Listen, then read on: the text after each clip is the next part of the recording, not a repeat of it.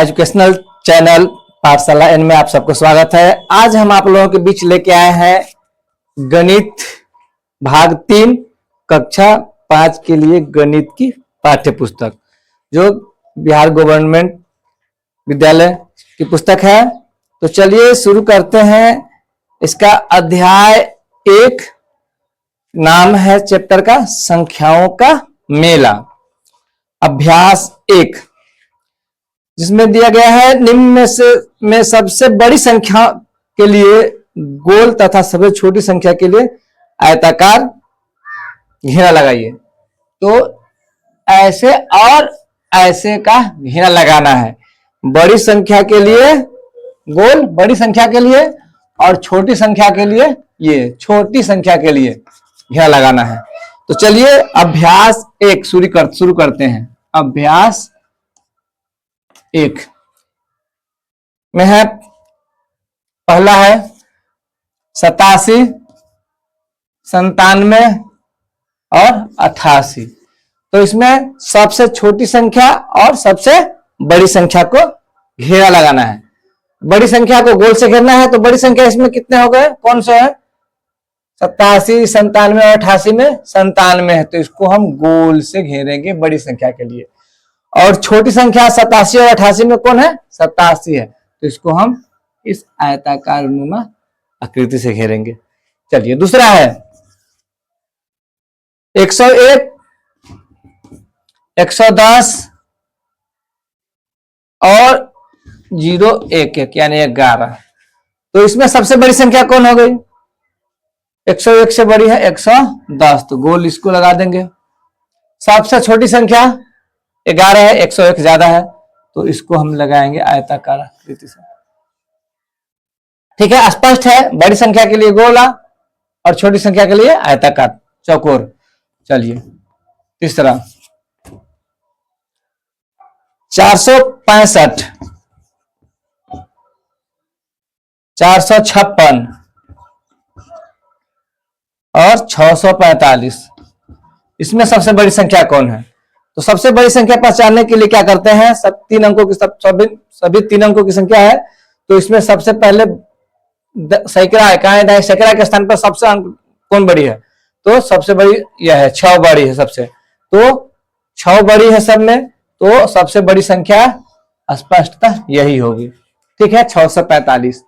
अब देखते हैं छोटी संख्या कौन है। इस दोनों में अब बड़ी संख्या तो निकल गई, अब 2 बचे। अब इसमें छोटी और बड़ी का तो सैकड़ा पर बराबर है। अब दहाई को लेंगे। दहाई में जो संख्या बड़ी होगी वही उसका मान बड़ा होगा।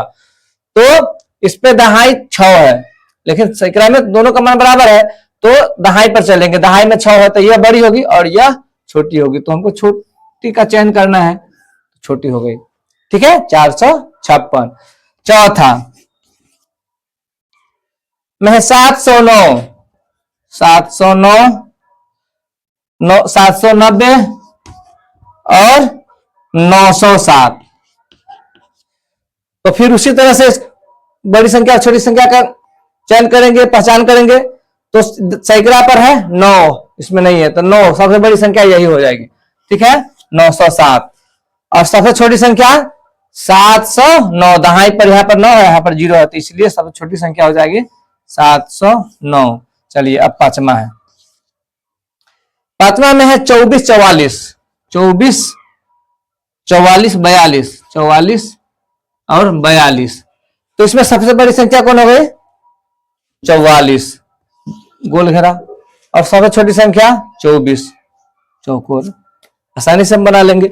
इस तरह से ये हल हो गया। अब इसका आगे चलते हैं।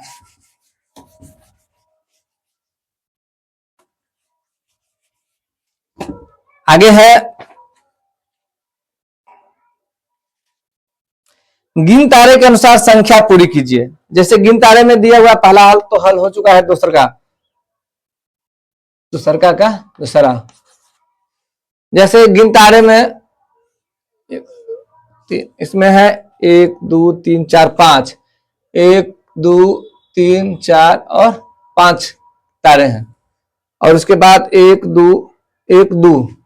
2 है, और यहाँ पर 1 ही है। तो सीधी सी बात है, यहाँ पर 1 2 3 4 5, तो यहां पर 5। ठीक है, इकाई दाएं सैकड़ा, तो सैकड़ा दिया हुआ इसमें है, तो सैकड़ा के ऊपर लिखेंगे 5। ठीक है, दहाई दिया हुआ है, दहाई के ऊपर कौन है? 2, यहां पर 2 लिख देंगे। और इकाई के ऊपर, इकाई है तो इकाई के ऊपर क्या है? 1 है, 1 लिख देंगे। तो अभिष्ट हमारा हल क्या हो जाएगा? 521, यही हमारा अभिष्ट हल हो जाएगा। चलिए अब आगे है, यानी तीसरा, थर्ड में है, गिन तारे में दिया गया, दर्शाया गया है कितनी तारे?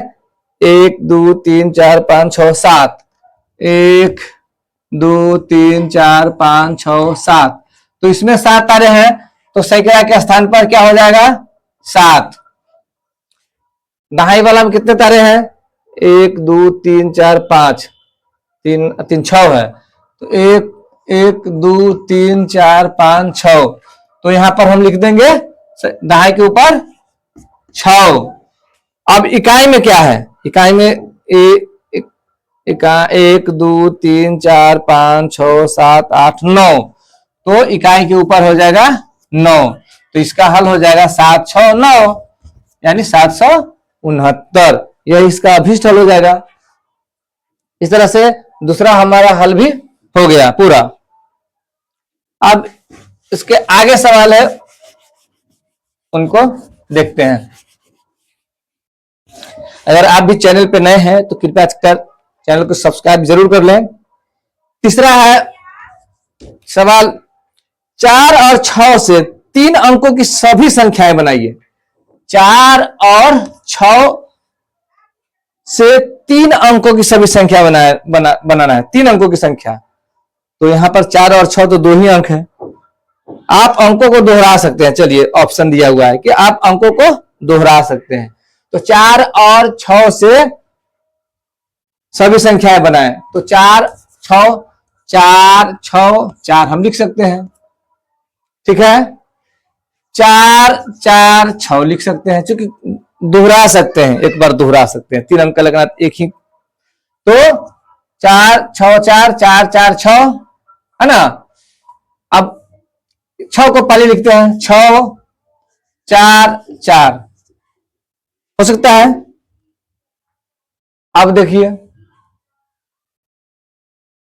6 6 4 हो सकता है, दोहरा सकते हैं। जो 4 को हम दोहरा सकते हैं, तो 6 को भी दोहरा सकते हैं। 6 6 4 6 4 6 4 6 6 हो सकता है। ठीक है, अब उम्मीद है इससे ज्यादा संख्या है नहीं हो सकती, क्योंकि एक दोनों तो कहीं ना कहीं जरूर, कहीं ना कहीं किसी तरह हो रहेंगे, दहाई पर है, सैकड़ा पर या इकाई पर कहीं। ठीक है, इतनी संख्याएं हम हो सकता है और बने नहीं, अब नहीं बनेंगे। तो अब क्या है, आप अंकों को दोहरा सकते हैं। सबसे बड़ी संख्या कौन है? सबसे बड़ी संख्या भी इसमें बताना है कि सबसे बड़ी संख्या कौन है। तो सबसे बड़ी संख्या कौन हो जाएगा? 646 664 664, दहाई वाला 6 है। अगर यहां पर इकाई सैकड़ा में बराबर है, तो यहां पर ये छोटी है, इससे सबसे बड़ी संख्या हो जाएगी। ठीक है, कौन? 1 2 3 इसमें, 3 इसमें, तो सबसे बड़ी संख्या हो गई, बड़ी संख्या हो गई कौन? 664। अब सवाल क्या है, इन संख्याओं को घटते क्रम यानी आरोही में सजाना है, घटते क्रम में सजाना है। तो सबसे बड़ी संख्या लिखेंगे पहले 664। अब 664 के बाद किन की बारी होगी? 64 के बाद 646 646, तब 644। अब 644 के बाद किसकी बारी होगी? 644 के बाद आप 400 वाला में चलेंगे।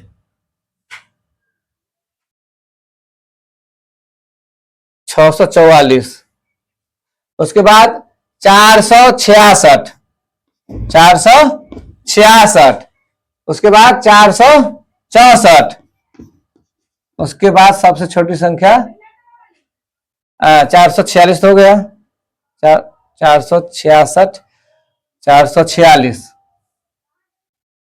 466, 464, 446।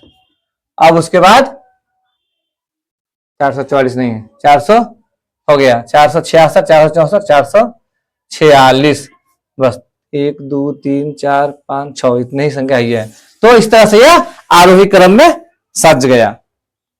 आरोही क्रम कहते हैं अवरोही क्रम, यानी घटते हुए क्रम में। अब अगला सवाल देखते हैं।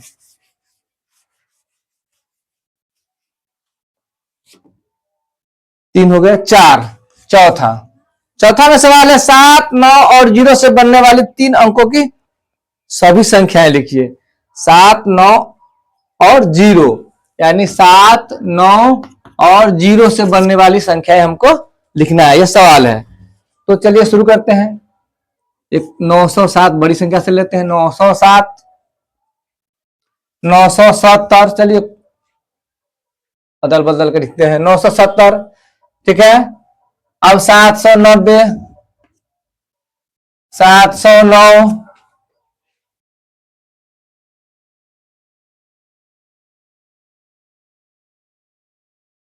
तो इस तरह से इतने ही होंगे 3 अंकों से बनने वाली। लेकिन अगर हम 0 से शुरू करेंगे तो वो 3 अंकों की नहीं होगी, उसका मान सिर्फ 97। अगर जैसे मान लीजिए अगर 0 7 9 करते हैं तो ये 79 होगा। 0 यहाँ पर सब कोई महत्व नहीं रह पाएगा, नहीं रह जाएगा।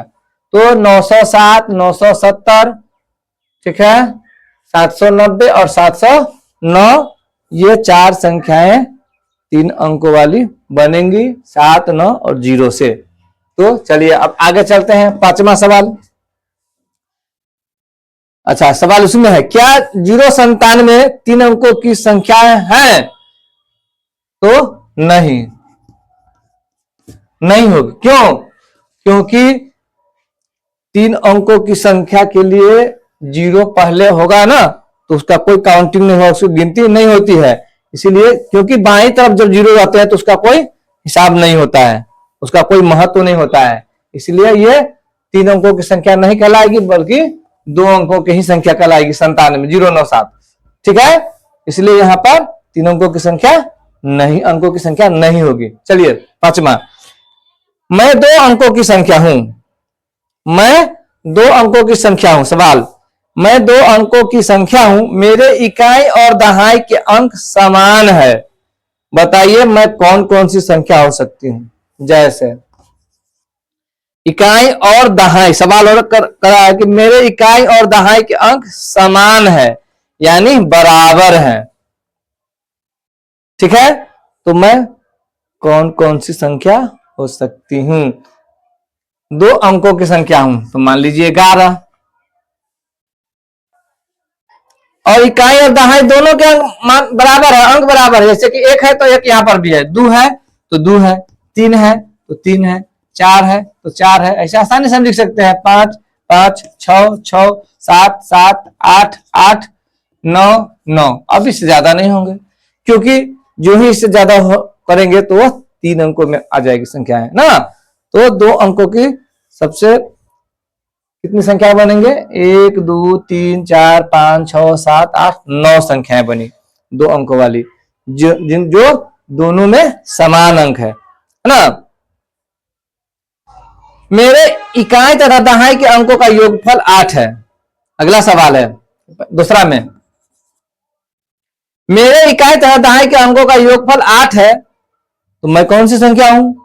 मेरे इकाई तथा दहाई के अंकों का योगफल। जैसे मान लीजिए इकाई पर 5 है और दहाई पर 3 है, तो कितना हो गया? दोनों का योगफल कितना हो जाएगा? 8। तो यह 35 भी हो सकता है, 53 भी हो सकता है ना। उसके अलावा और 62 भी हो सकता है, 26 भी हो सकता है ना, क्योंकि 8 पुराना है। एक 17 भी हो सकता है, 71 भी हो सकता है, क्योंकि दोनों संख्याओं इकाई और दहाई के अंकों का योगफल दिया गया है 8 है। मैं कौन सी संख्या हूं? तो ये सारी संख्याएं हैं। तो 6 2 वाला संख्या भी हो गया, 3 5 वाला भी हो गया, 4 4 वाला दोनों समान हो जाएंगे, इसलिए 4 4 वाला नहीं लिखेंगे, है ना। तो ये सारी संख्याएं हैं जो इकाई और दहाई के दोनों अंकों का योगफल दर्शाता है। ठीक है। अब तीसरा में क्या सवाल है? तीसरा में है मेरे इकाई तथा दहाई के अंकों का गुणनफल 9 है। मेरे इकाई तथा दहाई के अंकों का गुणनफल 9 है। यानी यहां पर जोड़ा गया है तो 8 पूरा है, और यहां कह रहा है कि मेरे दोनों इकाई और दहाई के गुणनफल है 9। तो मैं कौन सी संख्या हूं? जैसे 3 और 3 क्या 9, तो 3 और 3 यानी 33। वो संख्या है 33 जिनके दोनों अंकों को गुणनफल अगर करेंगे 3 गुने 3 तो 9 होता है ना। तो वो संख्या होगा, वो संख्या होगी 33। आगे बढ़ते हैं। तीसरा हो गया, अब इसमें इतने ही। अब छठा है। छठा सवाल में है मैं 40 से बड़ी और 60 से छोटी संख्या हूं। मेरे इकाई का अंक दहाई के अंक से दुगुना है। बताइए मैं कौन सी संख्या हूं? मैं 40 से बड़ी और 60 से छोटी हूं। 40 से बड़ी और 60 से छोटी। मेरे इकाई का अंक दहाई के अंक से दुगुना है। मेरे इकाई का अंक दहाई के अंक से दुगुना है। इकाई का अंक दहाई के अंक से दुगुना है। जैसे क्या हो जाएगा? 60 से छोटी होनी चाहिए और 40 से बड़ी, तो संख्या कौन हो जाएगा? 40 से बड़ी तो 8 मान लेते हैं, और यहां 4, तो 40 से बड़ी हो गई और 60 से छोटी हो गई। और इकाई वाला जो है दहाई से दुगुना है। शर्त के हिसाब से मेरे इकाई का अंक दहाई के अंक से दुगुना है, तो मेरे इकाई का अंक दहाई के अंक से दुगुना है, तो अभिष्ठल क्या होगा? 48 होगा। चलिए सातवां है ऐसी संख्या लिखिए जिसके हजार का अंक 8, दहाई का अंक 4 और इकाई का अंक 2 है। ऐसी संख्याएं लिखिए जिसके हजार का अंक 8। छठा सातवां हजार का अंक 8, दहाई का अंक 4, सीधे ऐसे लिख सकते हैं आसानी से, और इकाई का अंक 2 है। इकाई दहाई सैकड़ा का हो गया। ऐसी संख्या लिखिए जिसके हजार का अंक 8 है ना, और ऐसी संख्या लिखिए जिसके हजार का अंक 8 है। अच्छा, 4 और इकाई का अंक दहाई का अंक 8, दहाई का अंक 4, इकाई दहाई का अंक 4, तो यहां पर एक 0 बढ़ा देंगे, तो इकाई दहाई से हजार का अंक 8 हो गया, दहाई का अंक 4 और इकाई का अंक 2 है, तो वह अभिष्ट हल हो जाएगा 8 0 4 2। यह इसका हल हो जाएगा। अब आगे है